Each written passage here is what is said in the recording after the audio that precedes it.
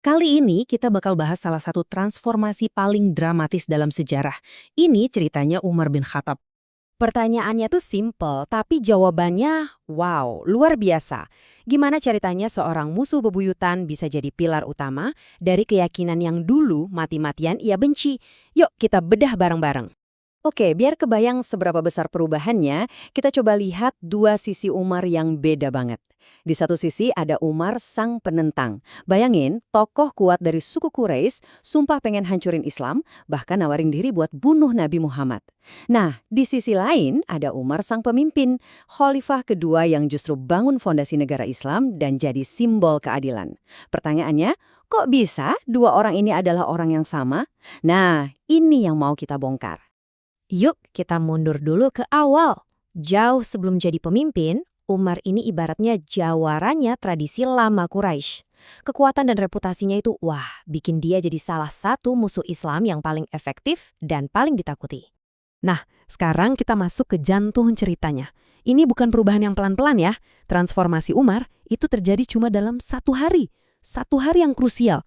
Dan hari itu nggak dimulai dengan niat cari hidayah, tapi dengan pedang terhunus dan niat membunuh. Jadi ceritanya begini, dalam sebuah rapat para petinggi Quraisy, suku paling berkuasa di Mekah waktu itu, frustrasi mereka udah di puncak. Terus ada yang nanya, siapa nih yang mau beresin masalah ini? Di tengah-tengah keheningan itu, Umar bin Khattab berdiri, pedangnya udah siap, dan dia dengan tegas menjawab panggilan itu. Dan perlu kita ingat, ini bukan gertak sambal loh. Kalau lihat reputasi dan keberaniannya Umar, semua orang di situ tahu dia ini serius banget. Misinya udah jelas dan mematikan. Tapi, pas lagi di tengah jalan, takdir punya rencana lain. Ada seseorang yang nyegat dia dan ngasih info yang bikin kaget. Info yang tujuannya buat ngalihin perhatian dia. Masalahnya tuh, bukan cuma di luar sana, tapi udah nyampe ke rumahnya sendiri. Adiknya, Fatimah, dan suaminya, Said, ternyata udah jadi pengikut ajaran yang mau dihancurkan. Wah, marahnya Umar langsung meledak.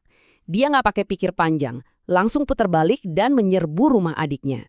Di sana, dia dengar mereka lagi baca sesuatu yang aneh. Tanpa basa-basi, dia serang iparnya, dan pas adiknya coba ngelindungin suaminya, Umar mukul adiknya. Keras banget, sampai wajahnya berdarah. Nah, disinilah momennya, momen titik baliknya. Meskipun kesakitan, berdarah, adiknya itu natap lurus ke mata Umar.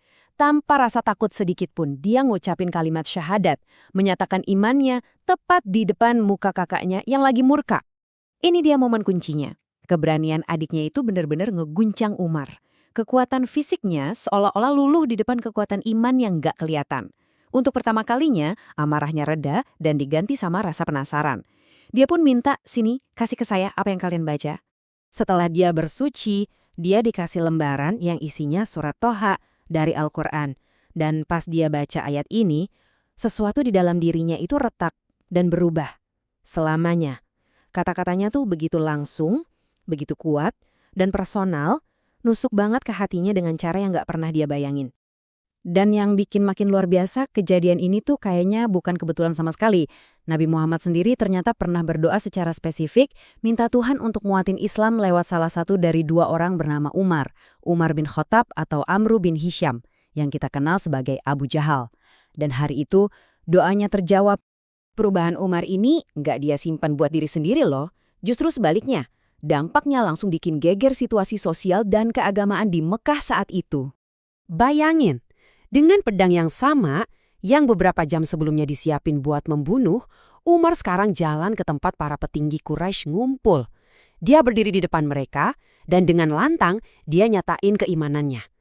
Orang-orang yang tadinya sekutunya langsung lari ketakutan. Kekuatan yang sama sekarang dipakai buat ngebela Islam. Dampaknya, kerasa banget. Abdullah bin Mas'ud, salah seorang sahabat Nabi, nyimpulin dengan pas banget. Kami nggak bisa sholat di Ka'bah sampai Umar masuk Islam. Jadi sebelum ada Umar, mereka ibadah sembunyi-sembunyi, ketakutan. Setelah ada Umar, mereka bisa ibadah terang-terangan. Keislamannya Umar itu jadi sebuah kemenangan besar. Tahun-tahun berlalu, setelah jadi salah satu sahabat terdekat Nabi dan ngelewatin kepemimpinan Khalifah pertama Abu Bakar, kepercayaan umat akhirnya jatuh ke tangan Umar. Dia ditunjuk jadi penerus dan dapat gelar Amir al-Mu'minin, pemimpin orang-orang beriman. Peran yang bukan cuma soal politik, tapi juga spiritual. Terus gimana cara dia memimpin? Nah, kunci kepemimpinannya itu ada di satu prinsip yang kuat banget, dakwah bilhal. Artinya berdakwah itu bukan cuma pakai omongan, tapi pakai perbuatan. Simpelnya gini, dakwah bilhal itu prinsip tunjukkan, jangan cuma katakan. Bagi Umar, jadi pemimpin sejati itu bukan soal pidato yang hebat, tapi soal jadi contoh hidup dari nilai-nilai yang diajarkan. Perbuatannya harus jauh lebih kencang suaranya daripada kata-katanya. Dan prinsip-prinsip inilah yang jadi pilar pemerintahannya. Keadilan yang nggak pandang bulu, bahkan buat keluarganya sendiri. Rasa sayang yang tulus. Pasti sering denger kan cerita dia keliling malam-malam buat mastiin gak ada rakyatnya yang kelaparan. Keputusan penting selalu lewat musyawarah. Ada juga toleransi, kebebasan berpendapat, dan yang paling penting, akuntabilitas pribadi. Dia ngerasa bertanggung jawab atas setiap orang di bawah kepemimpinannya. Oke, pertanyaannya sekarang gimana caranya dia nerapin prinsip-prinsip tadi ke negara yang lagi berkembang pesat, yang isinya macam-macam bangsa, budaya, dan agama? Nah, jawabannya ada di kejeniusan administrasinya. Ini dia cetak biru pemerintahannya. Untuk setiap tantangan, Umar selalu bikin sistemnya. Perlu ngelola keuangan, dia bikin bait almal. Perlu ngatur birokrasi, dia bentuk kementerian atau diwan. Mau jamin keadilan, dia angkat hakim independen. Dia bahkan bikin standar waktu pakai kalender hijriah dan ngebentuk tentara profesional. Ini bukan lagi sekedar mimpin, ini tuh kayak bangun negara dari nol. Semua pencapaian yang luar biasa ini akhirnya ngebentuk sebuah warisan yang abadi. Dan yang paling bikin keangkat adalah semua ini terjadi dalam waktu yang sangat singkat. 10 tahun, cuma 1 dekade. Dalam waktu sesingkat itu, Umar bukan cuma mimpin ekspansi wilayah yang dahsyat, tapi dia juga ngebangun institusi-institusi fundamental yang jadi tulang punggung peradaban Islam selama ratusan tahun setelahnya.